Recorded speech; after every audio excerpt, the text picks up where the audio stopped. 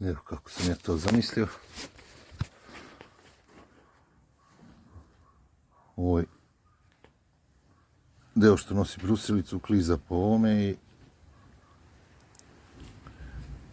i tako sam zamislio da probam da izvučem konus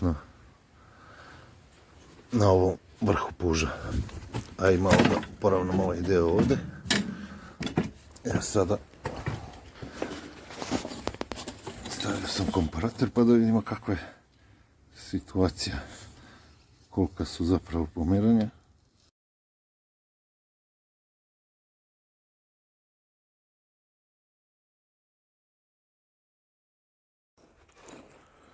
Evo, namontirao sam. Nanišanio sam kako bi to trebalo da bude. Znači idemo obavezno zaštitne naočare. Pa da vidimo šta ćemo. Šta smo dobili.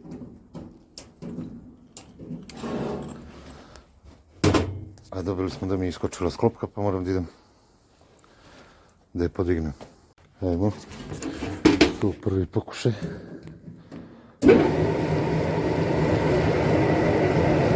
I naravno vrti naopako.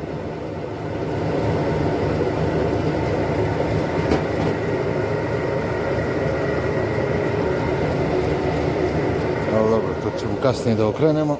Ajde da probamo ovo zašto smo došli. Da li će ovo da radi? Opet naočare. Jer sam nedavno vadio špon po ko zna koji put iz oka.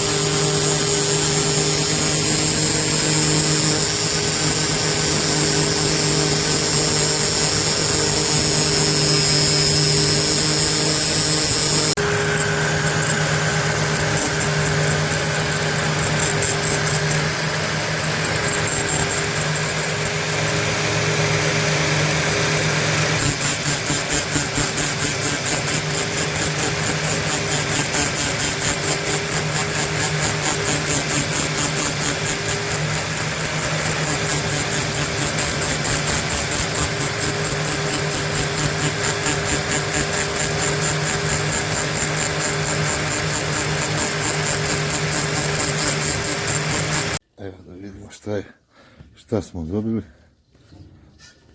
Znači, nešto sam se nadao da dobijem na 0,5 mm razlike, a gledajte, ovo je ispalo ekstra.